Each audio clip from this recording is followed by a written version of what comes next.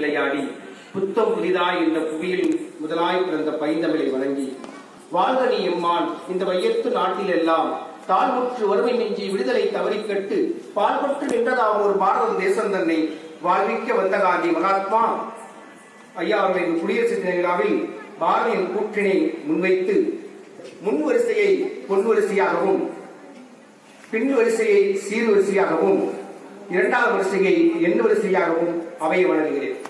நடுவரையா, முன் வரிசையை ஏன் பொன் வரிசை சொன்னா என்னுடைய ஒரே மனைவி,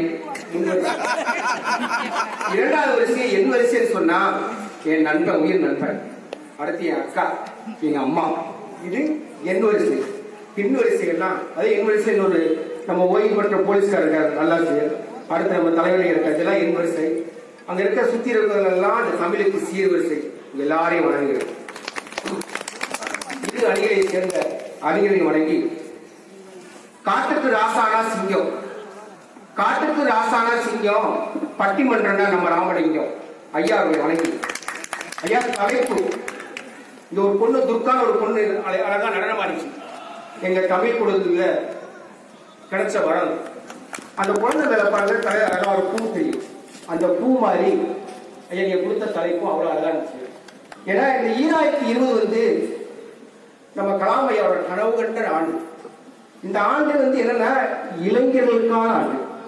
நம்ம பேச வந்ததெல்லாம் என்ன இருக்குன்னா இளைஞரை குறித்தியான ஒரே தலைப்பை தவிர இந்த ஆட்டோல ஏற்றணும், ஆட்டோக்காரருக்கு ஊட்டணும், இதெல்லாம் கிடையாதுயா.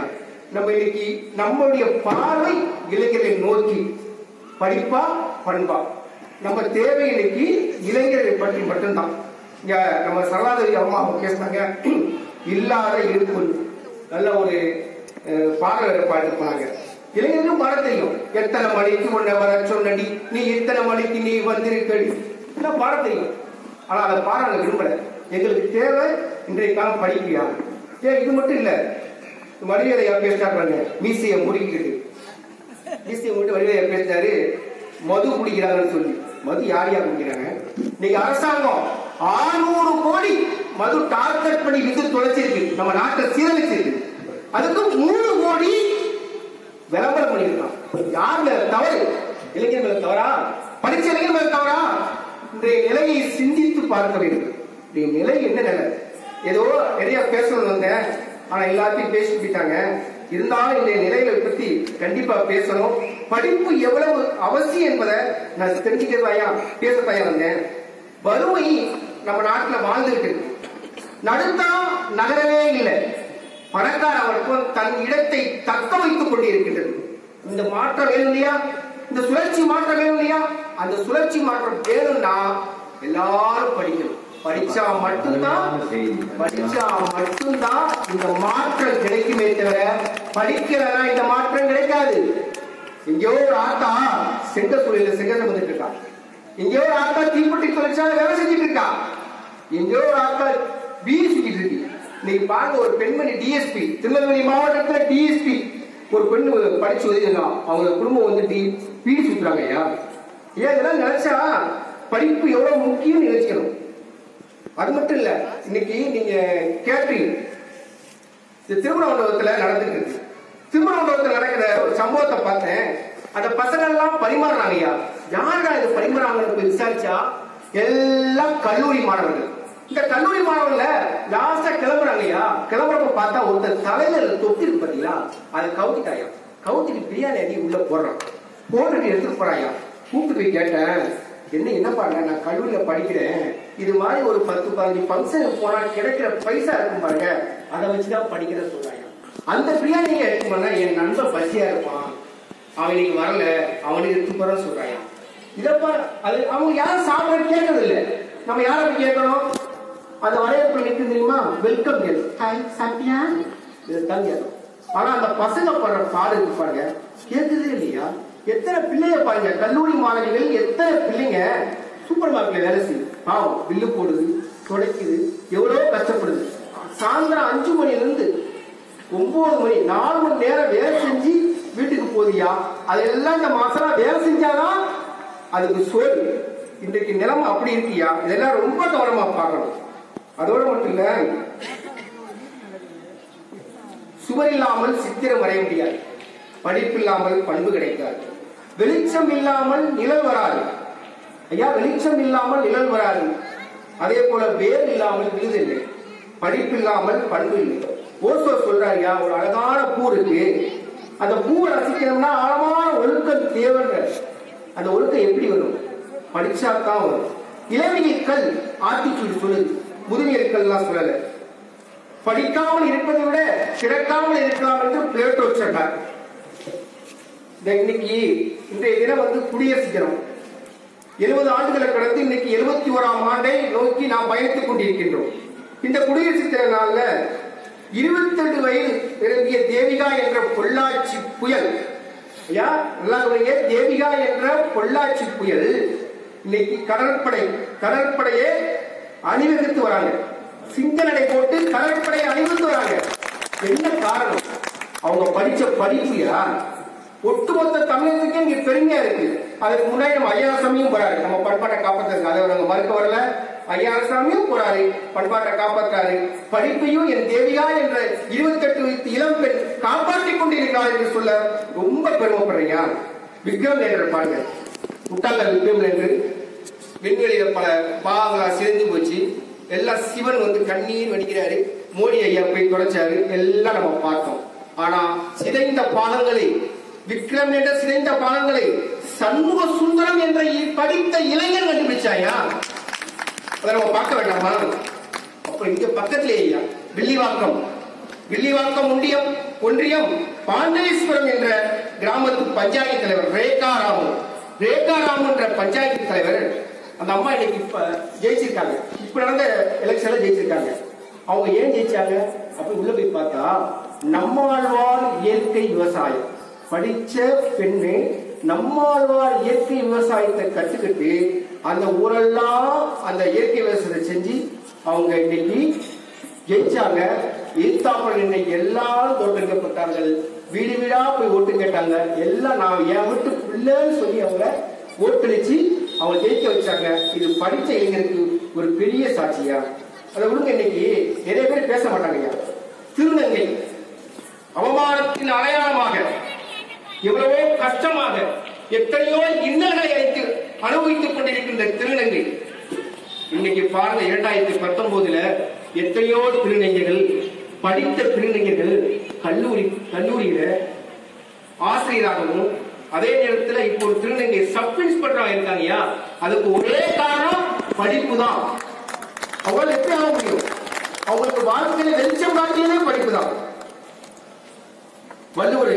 வள்ளுவர் திருக்குறள் அருமையா சொல்றாரியா, தொட்டனை தூரும் மணற்கேணி மாந்தருக்கு கற்றனை தூரும் அறிவு. என்ன? மணல் பரப்பை தோண்ட தோண்ட எப்படி தண்ணீர் ஊறுமோ அதுபோல ஒருவனுக்கு படிக்க படிக்கத்தான் அறிவு ஊறும். இன்னொரு சொல்றாரு பாருங்க, ஒருமைக்கண் தான் கற்ற கல்வி எளிமையும் ஏமா புடைத்து. அருமையான திருக்குறள் சொல்லியிருக்காங்க. இந்த பிறவில படிச்ச கல்வி 7 பிறவிக்கும் அவனுக்கு பயன்படும் சொல்லியிருக்காங்க. இன்னும் நிறைய சொல்லிட்டு போலாம்.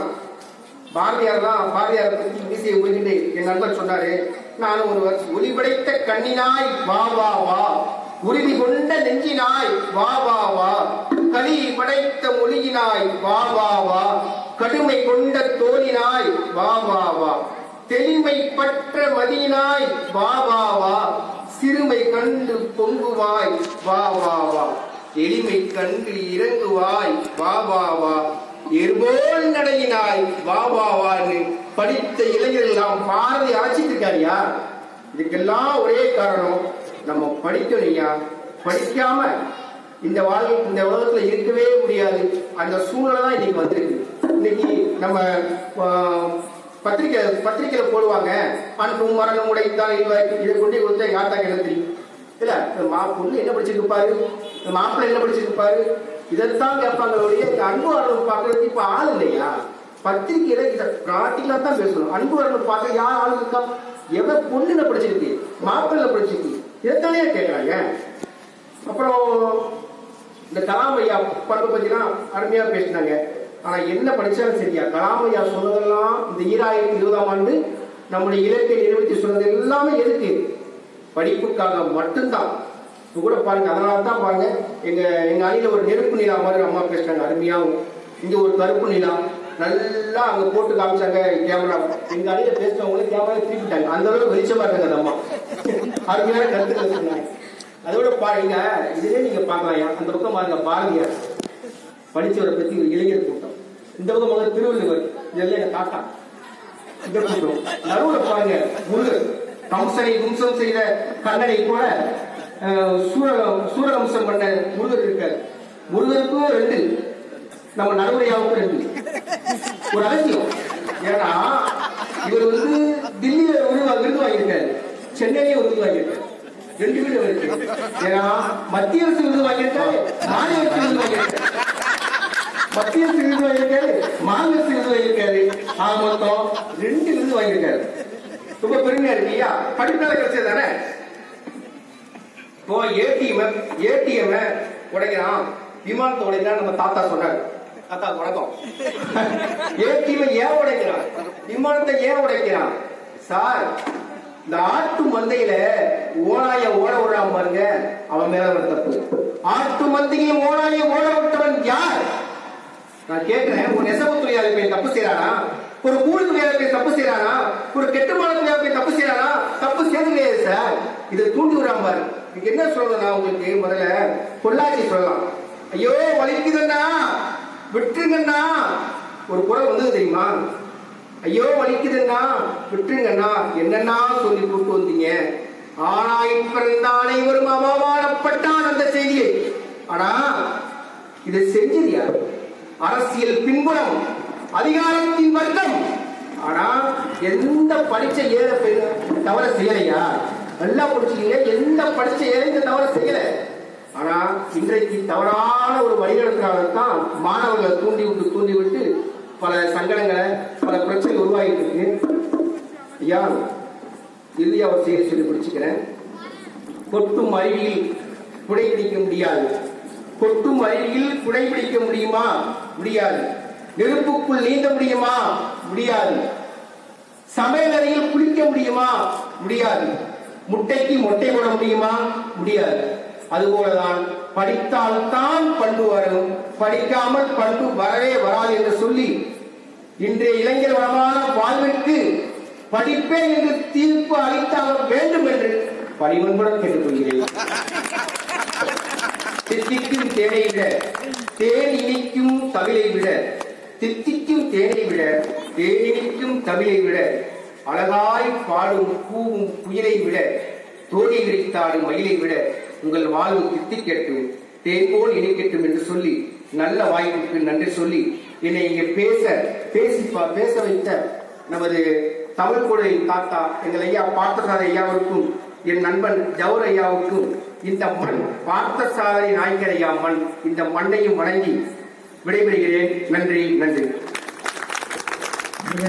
ரொம்ப அழகா மணிமணியாக கருத்துக்களை அழகாக பேசி என்ன மிரட்டுற மாதிரி மிரட்டி அப்புறம் அன்பா